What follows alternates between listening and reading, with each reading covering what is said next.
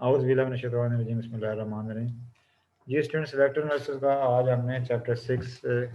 Start करना है, curvy linear coordinate. अब कर्वी लीनियर कोऑर्डिनेट कुछ बड़ा यानी थोड़ा नया है, बड़ा सिंपल होता है। यानी ये जिस तरह से होता है ना रेक्टेंगुलर कोऑर्डिनेट सिस्टम, अब उसका रेफरेंस है वैसे कर्वी लीनियर कोऑर्डिनेट के का थोड़ा सा जैसे उसमें मैंने यहाँ पे लिखा है, लेकिन यहाँ पे रेक्टेंगुलर कोऑर्डिनेट का थोड़ा रेफरेंस देते हैं ताकि वो अंडरस्टैंड करना ईजी हो जाए। जैसे कि रेक्टेंगुलर कोऑर्डिनेट सिस्टम में ये होता है ना कि ये तीनों तीनों जोन से होते हैं, ये परपेंडिकुलर होते हैं कोऑर्डिनेट ऐसे एक्स वाई जेड, ठीक है। इसके अलावा यूनिट वेक्टर क्या होता है आई, ठीक है, और इसके अलावा यूनिट वेक्टर जे होता है, इसके अलावा यूनिट वेक्टर के होता है। इसका जनरल पॉइंट ऐसे होता है एक्स वाई जेड। चलो ये ओरिजिन होता है वो बात की बात, ठीक। ये जैसा कि ये वाला रेक्टेंगुलर कोऑर्डिनेट सिस्टम होता है ना, इसमें ये तीनों स्ट्रेट लाइन होती हैं, और ये फिर जैसे ये वाला प्लेन, ये जो सरफेस है ये प्लेन सरफेस है, ये क्या है वाई जेड प्लेन, ठीक। और इसकी जो इक्वेशन है, अगर इसकी इक्वेशन की बात करते हैं कि एक्स इज इक्वल टू 0, इस तरह वो ये जो सरफेस है ये अब रेक्टेंगुलर का सिर्फ रेफरेंस दे रहा हूँ, फिर उधर जाएंगे। ये जेड जो सा है, जेड के सामने कौन सा होगा, एक्स वाई प्लेन, इसका नाम होगा, और इसकी इक्वेशन होगी जेड इज इक्वल टू 0, और ये वाई के सामने क्या होगा, एक्स जेड प्लेन, ठीक। और इसकी जो इक्वेशन होगी, और इससे हम पहले फैमिलियर हैं, ठीक। इसकी इक्वेशन होगी y इज इक्वल टू 0, और इसका जनरल पॉइंट रेक्टेंगुलर कोऑर्डिनेट में एक्स वाई जेड होता है। और ये जो तीनों ये जो प्लेन होते हैं ये स्ट्रेट प्लेन होते हैं, ऐसे प्लेन सरफेस होती हैं बेसिकली ऐसे, और ये लाइनें भी स्ट्रेट होती हैं, ठीक। और इनके अलावा जो यूनिट वेक्टर होते हैं उनको आई जे के से डिनोट किया जाता है, और वही लाइनें होती हैं, यही इनके साथ टचिंग लाइंस होती हैं, ठीक है। अच्छा, अब इसके अलावा भी एक सिस्टम होता है और ये बड़ा इंपॉर्टेंट है, इससे फिर हम किसी सिस्टम में भी जा सकते हैं, यानी ये इंपॉर्टेंट इस वजह से भी है।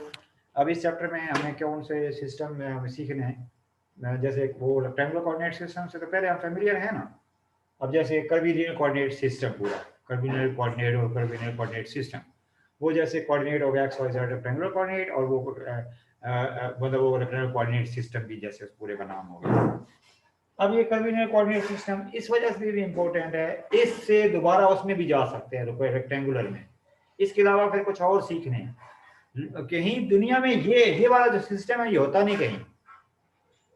ये इसकी हेल्प से असल में जो होते हैं वो स्फेरिकल कोऑर्डिनेट सिस्टम,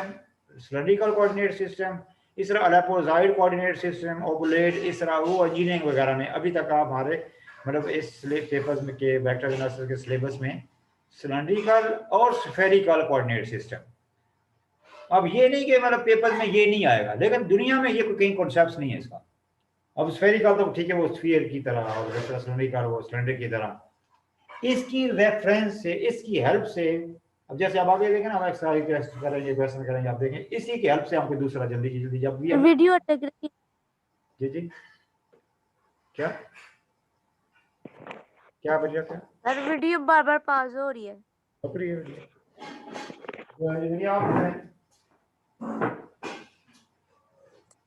टीचर हो रहा है आज, सिग्नल का इशू हो रहा है सर, आपकी तरफ से है शायद।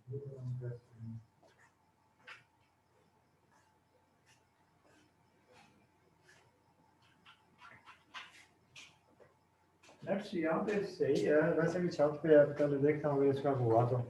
और वाईफाई की जगह बना लेंगे अभी तो। चलो अच्छा, हम चलाने में जगह बदली है वैसे जी।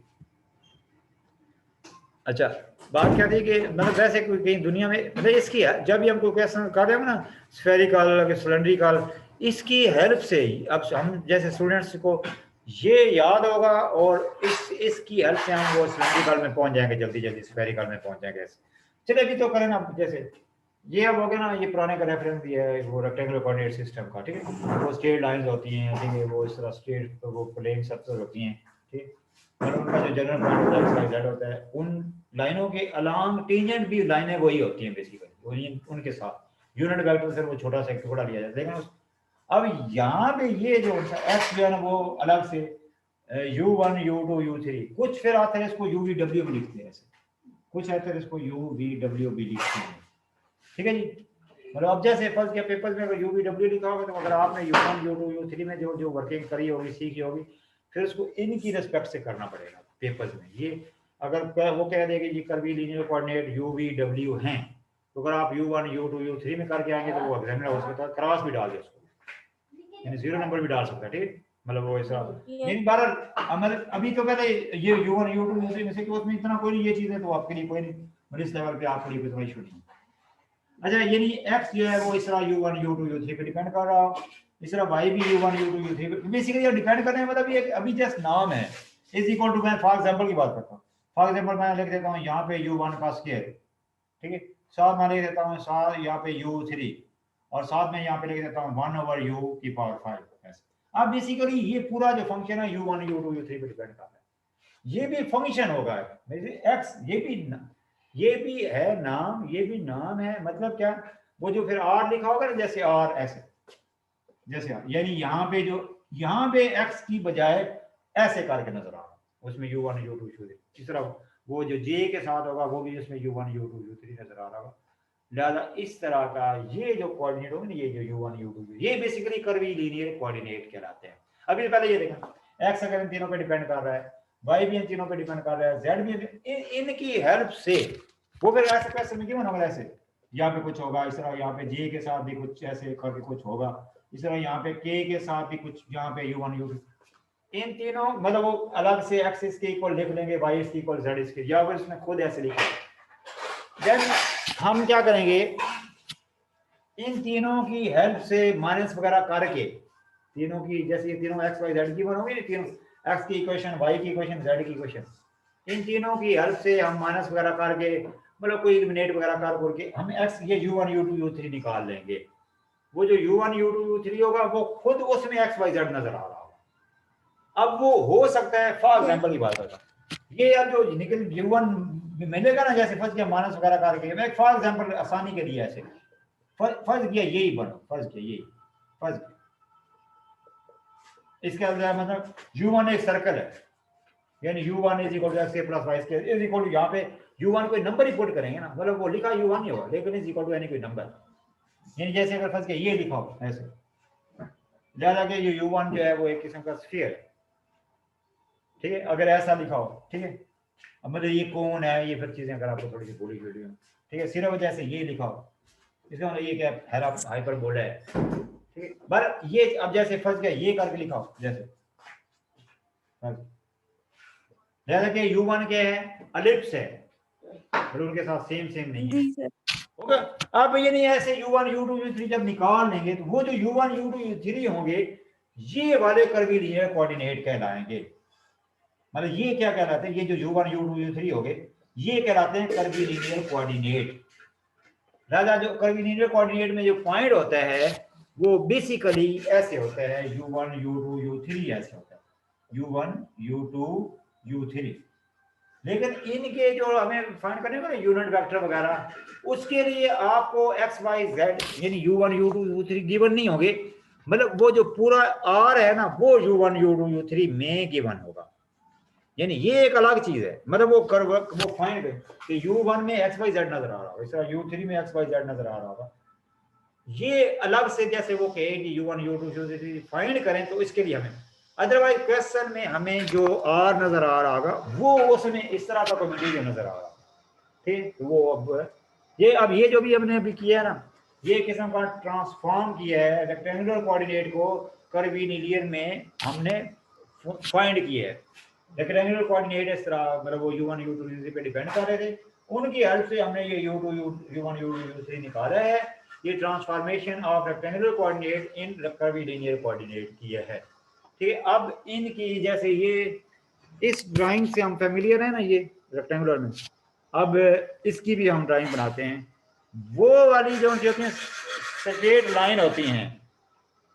ये स्ट्रेट लाइन होती है और ये प्लेन जो सरफेस होती है ये भी प्लेन होता है। कर्वीलिनियर में मतलब इसकी तरह नहीं होता, कर्वीलिनियर में इसका ये होता है, यानी ये जैसे बाबा इसकी ड्राइंग से आपको वाकफ होना चाहिए, जैसे ये U1 कर्व है, अब देखो ना, हो सकता है वो सर्कल हो सकता है दूसरा सिलेंडर हो सकता है वो कोई एलिप्स हो, अब हमें नहीं पता वो, ठीक, यानी अभी ये स्ट्रेट लाइन नहीं है। अब ये जो सी है ये U1 जैसे हो, ठीक हो, और ये क्या है, ये U2 हो गई, और ये क्या है, ये U3, ठीक होगी बात ये। अच्छा अब उसमें वो ओरिजिन होता है, इसमें ओरिजिन भी नहीं होता,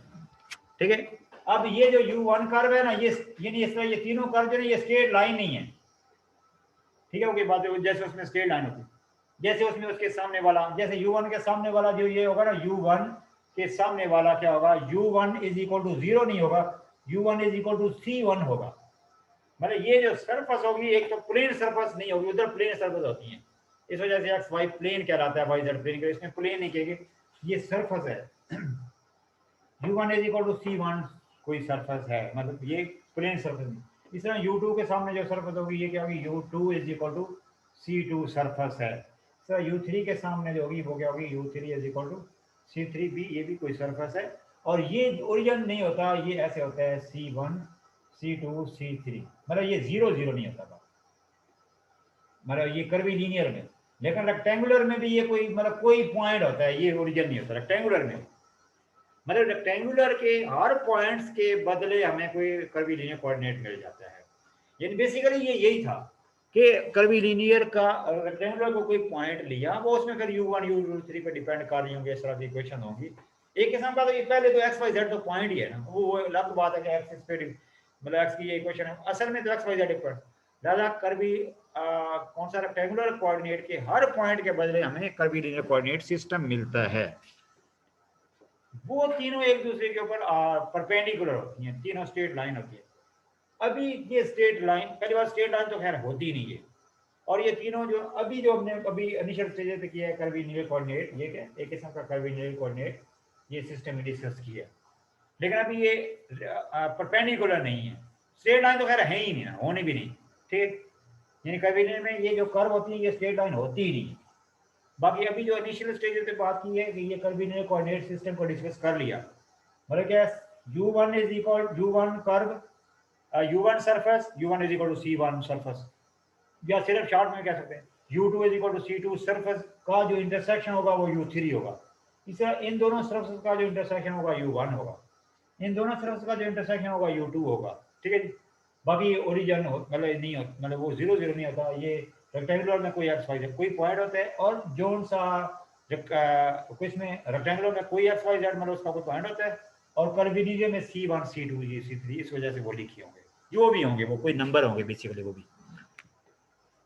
ठीक है जी। ये अब इनिशियल स्टेज पे ऑर्थोगोनल नहीं है, परपेंडिकुलर नहीं है। फिर जैसे उन कर्व्स में और उन स्ट्रेट लाइनों के जो टेंजेंट होते हैं वो खुद ही उनके टचिंग, बेसिकली टेंजेंट होती क्या है, कोई भी कर्व है उसके साथ टचिंग लाइन होती है। दादा वो जो लाइनें थी ना, वो पहले से स्ट्रेट लाइनें थी, दादा स्ट्रेट लाइन का टेंजेंट वो लाइन खुद ही होती है। अगर स्ट्रेट लाइन नहीं है ना, जैसे कहीं पहले बनाया होगा, अगर स्ट्रेट लाइन नहीं है ना, देखिए स्ट्रेट लाइन नहीं है, देखिए अगर तो स्ट्रेट लाइन है ना, देखें इसके हर पॉइंट पे टेंजेंट यही होगा, चेक कर लें, क्योंकि उसकी पहले वो स्ट्रेट लाइन है। अगर स्ट्रेट लाइन नहीं है, ये तो स्ट्रेट लाइन थी ना, देखिए ये स्ट्रेट लाइन अगर नहीं है, ये तो स्ट्रेट लाइन की बात करें,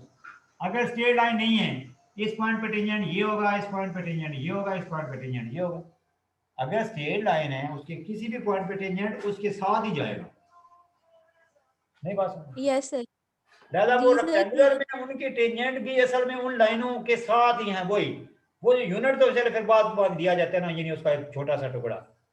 दादा ये जो कर्व है ये चूंकि स्ट्रेट लाइन है नहीं है, स्ट्रेट लाइन नहीं है, इस वजह से इनके अलांग टेंजेंट वेक्टर वो हम फाइंड करें, मतलब उनका तो टेंजेंट होता ही वो खुद ही लाइन है। दादा इनके अलांग जो सा टेंजेंट वेक्टर हम फाइंड करेंगे उसके लिए इधर ही हम लिखते हैं वो, यानी अब ये अलग से ये हो गया, ये जो भी हमने डिस्कस किया है, ये जो डिस्कस किया है कर्वीलिनियर कोऑर्डिनेट और कर्वीलिनियर कोऑर्डिनेट सरफेस को डिस्कस कर लिया, पूरे सिस्टम को डिस्कस कर लिया। अब देखना ये जैसे इन दोनों का जो इंटरसेक्शन जो u3 कर्व बनेगी, इन दोनों सरफेस का इंटरसेक्शन u1 कर्व बनेगी, इन दोनों सरफेस का इंटरसेक्शन u2 कर्व। बाकी मतलब क्या, ये जो u3 और u1 में जो होगा ना सरफेस, मतलब जिस सरफेस में ये कंटेन होंगे वो u1 सरफेस कहलाएगी, is equal to c1, u1 is equal to any constant, ठीक। इस तरह जिस सरफेस में u3 और u1 होंगे वो u2 सरफेस कहलाएगी, u2 is equal to any constant, ठीक है। मतलब बेसिकली अभी ये डिस्कस किया है कर्वीलिनियर कोऑर्डिनेट सरफेस को और कर्वीलिनियर कोऑर्डिनेट को डिस्कस कर लिया हमने। अब इनके अलांग इनके अलांग टेंजेंट वेक्टर और फिर साथ यूनिट वेक्टर, यानी कि यूनिट वेक्टर इधर लिख लेते हैं, मेरे ख्याल पूरा भी आ जाएगा क्योंकि वो इम्पोर्टेंट भी है, लेकिन यहाँ शुरू करते हैं, हो सकता है पूरा मेरे ख्याल आ जाएगा यहाँ से, क्योंकि असल में ड्राइंग तो हमारे पास इधर होनी चाहिए, इधर सिखा लेते हैं, थोड़ी स्पेस को भी यूज करते हैं। यूनिट वेक्टर इन कर्वीलिनियर कोऑर्डिनेट, अब वो इसी डायग्राम को भी यूज करना है। वो बेसिकली जैसे बात हमने करी वो स्ट्रेट लाइन के साथ, तो टचिंग लाइन भी वही होगी। अब ये क्योंकि स्ट्रेट लाइन नहीं है, इस वजह से इसका टेंजेंट ये होगा, इस कर्व का टेंजेंट ये होगा, इस कर्व का टेंजेंट ये होगा, मतलब टचिंग लाइन होगा। क्लियर? ये बताएं। Yes sir. देखो ना, इसको फिर ऑथर्स नाम देते हैं। u1 के अलोंग टेंजेंट वेक्टर के यूनिट वेक्टर को e1 का नाम देता है वो। पहले टेंजेंट वेक्टर निकालेंगे, फिर यूनिट टेंजेंट निकालेंगे। u1 के अलोंग टेंजेंट वेक्टर को ऑथर्स नाम देता है e2 unit vector. u2 curve के अलोंग टचिंग लाइन के यूनिट वेक्टर को नाम देता है e3 यूनिट वेक्टर। तो सर अगर हम लोग जैसे आपने बोला है कि वो U1 U2 U3 की जगह UV W भी दे सकते हैं, तो फिर भी हम लोग C1 C2 नाम वो कुछ आतर इसमें ना मतलब वेरिएशन होती हैं, कुछ आतर इसको ऐसे नाम दे देते हैं, उसमें इतना कुछ नहीं ऐसे, जैसे फंस गया उसमें फिर मजबूरन ऐसे बन जाएगा, ऐसे ऐसे EU U B E3 E2। नहीं बात यस सर। बात समझ आ गई? यानी अब इसमें वो वन वगैरह में लिखना है क्योंकि उसके नीचे 1 2 को उसने मेंशन किया नहीं, बात समझ आ यस गई? सर। जी सर क्लियर है। अच्छा, तो ये हो गया जी U1, ठीक, ये U2, ठीक, ये U3, हाँ सॉरी E1 E2 E3। अब ये फाइंड, अच्छा ये देखो ना, कोई भी फंक्शन है, जैसे किसी मतलब जैसे इनिशियल क्लासेस में इनिशियल स्टेजेस पे, तो जैसे हमने फंक्शन ऑफ वन वेरिएबल सीखा, फिर जैसे बड़े बीएससी वगैरह में फिर हमने सीखा फंक्शन 2 वेरिएबल पे 3 वेरिएबल पे डिपेंड करता है। जब फंक्शन एक वेरिएबल पे डिपेंड करता है तो हम उसकी ऑर्डिनरी डेरिवेशन करते हैं। राजा वो जो डेरिवेशन होती है फर्ज के डी वाई और डी एक्स, बेसिकली वो कोई भी कर्व है ना, जैसे जैसे ये फर्ज के एक्स और वाई के लिए कर्व है कोई, ठीक है, मतलब फंक्शन है जी ऐसे y is equal to f x या y इज इक्वल ज़्यादा y और x के लिए कर्व बनी है, ज़्यादा इसकी जो dy ओवर dx होगी ना, ज़्यादा इसके हर पॉइंट पे टेंजेंट होगा, इसके हर पॉइंट पे टेंजेंट होगा, dy over Yes, dx sir. इसके हर पॉइंट पर टेंजेंट होगा, मतलब हर मतलब जो पॉइंट पुट करेंगे ना, जो है जैसे ये वाला point put dy by dx का तो आंसर आ जाएगा ना, जब ये वाला पॉइंट पुट करेंगे तो इस वाले इस पॉइंट पर किससे टेंजेंट आएगा, ये वाला पॉइंट पुट करेंगे इस पॉइंट से टेंजेंट आएगा। ऐसे डेरिवेशन जो होती है slope of tangent from any point two the curve होता है, जब वो एक वेरिएबल्स की वो मतलब वो एक वेरिएबल पे फंक्शन डिपेंड करता है। लेकिन अब हमारे पास फंक्शन है जैसे वो जो फंक्शन x है, जैसे और जैसे अब देखें ना वो हमारे पास जैसे यानी जैसे हमने यूनिट वेक्टर की जैसे दोबारा बात करी ना, फिर हम ऐसे बात करेंगे, ऐसे वो जो पहले मैंने शुरू में लिखा था वो r इज इक्वल टू, मैंने शायद इधर दोबारा लिख देता हूँ, शायद नहीं लिखा था जी। देखें अब ये अगर फाइंड करना है ना, ये यूनिट वेक्टर इन कर्वीलिनियर कोऑर्डिनेट, इसके लिए फिर जैसे r जो होगा ना r वो x बेसिकली इस पे डिपेंड कर रहा होगा, ऐसे u1 u2 u3 पे डिपेंड कर रहा होगा। इस तरह y जो है वो भी u1 u2 u3 पे डिपेंड कर रहा होगा, ठीक है, मतलब वो बेसिकली होगा फिर उधर वो j के ही लिखा होगा ऐसे इनिशियल स्टेजेस पे, ठीक। अभी आप फिर आगे फिर और चीजें भी हमने करी भी, तो चलिए होगी। अब आगे जी क्या है, यहाँ पे z इज इक्वल टू क्या जी u1 वीडियो ऑफलाइन होगी, u1 u2 u3, यहाँ पे क्या होगा k, लिहाजा इस तरह का हमें वो गिवन होगा। लिहाजा अब ये जो पूरा जो हमारा है वेक्टर वो तीनों पे डिपेंड कर रहा है एक्स वाई जेड पे। हम इस r की जब u1 की रिस्पेक्ट से डेरिवेशन करेंगे ना, ये क्या होगा इज टेंजेंट, ये क्या होगा is tangent along u1 curve. मिला देखें r की जब डेरिवेशन करेंगे u1 की रिस्पेक्ट से, तो ये u1 कर्व के along tangent is tangent vector, is tangent लिखते हैं या टेंजेंट वेक्टर लिखते हैं, इज मतलब हम डेरिवेशन करेंगे r की u1 की रिस्पेक्ट, इज मतलब ये जो होगी इज टेंजेंट वेक्टर या टेंजेंट अलोंग u1 कर्व, ठीक है। ज्यादा इसके अलावा जो यूनिट वेक्टर होगा उसको अगर हम e1 से डिनोट करें, वो जैसे ऊपर डायग्राम में हम डिस्कस किया, ज्यादा वो यूनिट वेक्टर कैसे निकलता है, वेक्टर ऊपर लिखा जाता है, मतलब ये u1 कर्व के अलावा वेक्टर है, ये u1 कर्व के अलावा वेक्टर है, नीचे उसका मैग्नीट्यूड, नीचे उसका मैग्नीट्यूड, आर को u1 की रिस्पेक्ट डेरिवेशन का जो ये वेक्टर इसका मैग्नीट्यूड। अक्सर फिर मोस्टली ऑथर देखना इसको फिर ऐसे लिखते हैं, ऐसे ऐसे दोबारा लिखता हूं, आपने फिर असल में ज्यादा आगे यही चलेगा, आर की u1 की रिस्पेक्ट डेरिवेशन वेक्टर ऊपर, नीचे उसके मैग्नीट्यूड को किया तो मैग्नीट्यूड नीचे, फिर मैग्नीट्यूड को हर ऑथर मोस्टली ऑथर इसको h1 का नाम दे देता है यही h1 इसकी जगह लिखा है बेसिकली, यानी अलाउ इनको फिर ऑथर फिर स्केल फैक्टर भी कह देता है, यानी वेयर h1 इज दिस, मतलब क्या वेक्टर ऊपर नीचे उसका मैग्नीट्यूड, उसके मैग्नीट्यूड को अक्सर ऑथर h1 का नाम दे देता है u1 के लिए, u2 के मैग्नीट्यूड के अलावा वेक्टर्स को टेंजेंट वेक्टर के अलावा मैग्नीट्यूड को h2 का नाम दे देता है, और u3 वाले इसी तरह देखे हमने जिस तरह e1 निकाल लिया ना, e1 निकाल लिया ना, इसी तरह e2 सिमिलरली हम लिख देंगे। अब लिखने की जरूरत अगर लिखना चाहें लिख सकते हैं कि r की u2 की रिस्पेक्ट डेरिवेशन जो सी है सिमिलरली, अगर चाहे तो फिर उसको जरा दोबारा लिख लेनी तो डायरेक्ट भी लिख सकते हैं। सिमिलरली जो सी ये वाली होगी r की u2 की रिस्पेक्ट से डेरिवेशन जो है, ठीक, r की u2 की रिस्पेक्ट से जो डेरिवेशन है ये क्या है, इज टेंजेंट अलोंग किसके u2 पर, ये क्या u2 पर। चलिए लिहाजा इसका जो यूनिट वेक्टर होगा यानी इस कर्व के अलावा यूनिट टेंजेंट वेक्टर उसको e2 का अगर नाम दे तो वो क्या बन जाएगा, r की u2 की रिस्पेक्ट से डेरिवेशन नीचे उसका मैग्नीट्यूड, उसको फिर ऑथर h2 का नाम भी दे देता है नीचे, इसको ऑथर h2 का नाम भी दे देता है। अलग से h2 इज इक्वल टू लिखना पड़े तो ये लिखेंगे, ये भी फिर आपको पता होना चाहिए, ठीक होगी। सिमिलरली चले थ्री का डायरेक्ट लिख देते हैं, सिमिलरली वो 3 को डायरेक्ट में लिख देता हूँ e3, मतलब वो 3 u3 के अलावा यूनिट वेक्टर यानी यूनिट वेक्टर बन जाएगा r की u3 की रिस्पेक्ट डेरिवेशन नीचे उसका मैग्नीट्यूड जी, और इसको नीचे वाले को ऑथर h3 का नाम भी दे देता है, और हर मोस्टली ऑथर्स में दिया हुआ तो आपको फिर आगे ये इसी तरह h1 h2 h3 से याद रखना है कि h2 बेसिकली ये चीज होती है नीचे वाली, इस तरह h1 जो सा था वो पीछे लिखा है मतलब वो u1 की रिस्पेक्ट डेरिवेशन का मैग्नीट्यूड, ठीक है।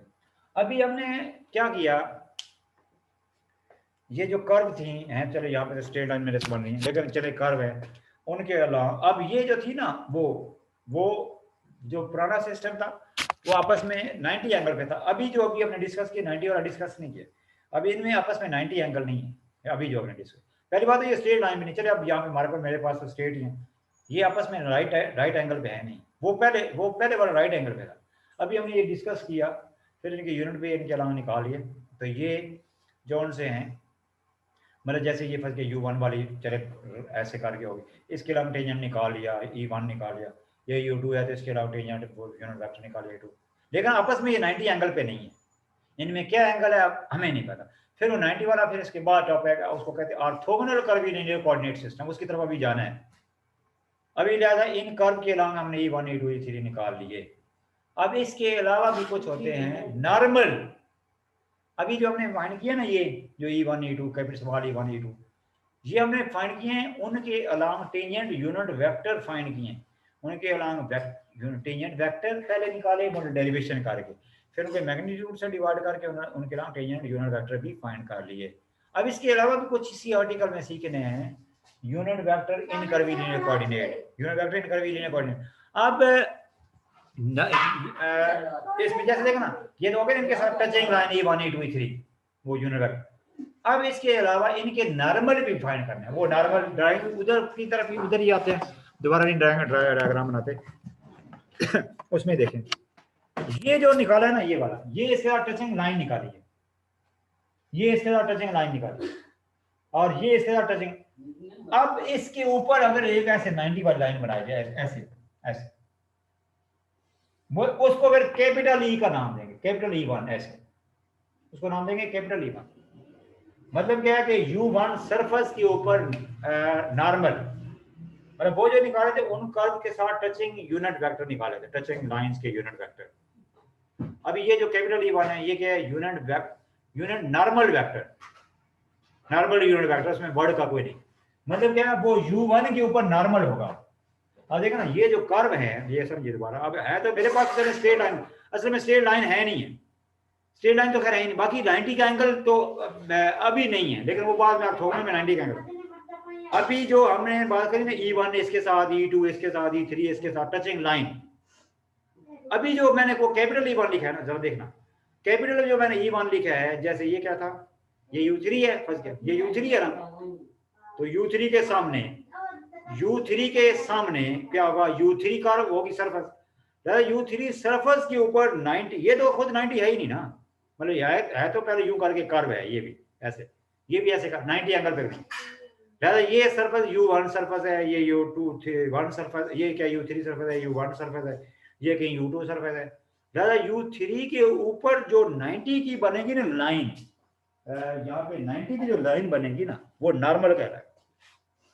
पहले तो ये कर्व है ना, ये बताए, ये कर्व है, उनके साथ टचिंग लाइन निकाल ली,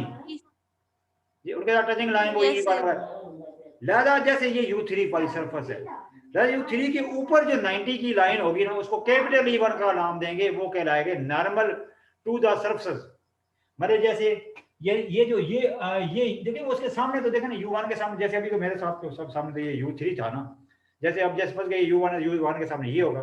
U1 के सामने ये खुद 90 नहीं है, उसके ऊपर 90 वाली जो लाइन होगी वो कैपिटल E1 होगी। अब हम यहाँ पे खड़ी लाइन तो बना नहीं सकते, बनाएंगे ऐसी, दादा ये एक किस्म का जो E1 है उस U1 सरफेस के ऊपर नॉर्मल है, दादा U3 के ऊपर नॉर्मल जो होगा वो क्या होगा, E3, इसी तरह U2 के ऊपर नॉर्मल होगा वो E2 होगा, वो कैपिटल के नाम से देंगे, ऐसे कैपिटल से डिनोट करेंगे। वो फाइंड करने के लिए क्या रूल होता है, जैसे अब उसमें आप आपको याद रख लेना, कॉन्सेप्ट याद भी रखने हैं, फिर कॉन्सेप्ट भी है कि डेरिवेशन का टेंजेंट होता है, या ये नॉर्मल के लिए, नॉर्मल यूनिट वेक्टर के लिए पहले ये जब करेंगे ना डेल, आपको डेल जैसे मैकेनिक में करते हैं डेल, ठीक है, वो क्या होता है, पार्शियल डिफरेंशियल ऑपरेटर होता है, मतलब x के रिस्पेक्ट डेरिवेशन, y के रिस्पेक्ट डेरिवेशन के साथ j, z के रिस्पेक्ट डेरिवेशन के साथ k, ये आपको पता है। इसकी U1 की करेंगे ना, ये जो डेल करेंगे, ये U1 सरफेस के ऊपर नॉर्मल आएगा, ये क्या है, इज नॉर्मल, मतलब वो जो E1 है, मतलब E1 तो फिर बाद में, यूनिट तो बाद में करना, लिहाजा ये उस U1 वाली अगर फर्ज किया, ये है U1 के ऊपर ये नॉर्मल वेक्टर है, फिर नॉर्मल यूनिट के लिए तो उसके बाद यूज इज नॉर्मल, थोड़ा लिखो, is normal to U1 surface, वो भी बात करिए। लिहाजा जो ये होगा ना E1, अब नॉर्मल यूनिट वेक्टर निकालना है, ऐसे देखो नॉर्मल यूनिट वेक्टर निकालना है, मतलब E1 सरफेस के ऊपर, वो क्या करेंगे, इसका ये वाला वेक्टर ऊपर लिख देंगे, इसके मैग्नीट्यूड से डिवाइड कर देंगे, इसी तरह बाकी भी लिख लेते हैं डायरेक्टली, बाकी डायरेक्टली लिख देना, सिमिलरली लिख देते हैं, सिमिलरली मतलब U2 के ऊपर U3 के ऊपर सिमिलरली, ये बन जाएगा E2 जो बन जाएगा, देखें E2 बन जाएगा डेल U2 ऊपर आएगा, नीचे क्या आएगा, डेल U2 का मैग्नीट्यूड, ठीक हो गया। इसी तरह E3 का आ जाएगा, एंड E3 डेल U3, मतलब ये क्या है, मतलब बेसिकली क्या है, ये क्या है, यूनिट नॉर्मल, ये क्या है, यूनिट नॉर्मल टू क्या है, U2 सरफेस, वो देखें ना पहले यूनिट, ये तो यूनिट बाद में निकला ना ऊपर, ठीक है जी, ये U2 surface,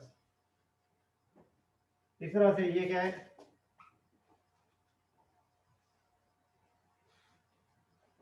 is unit normal vector to U3 surface.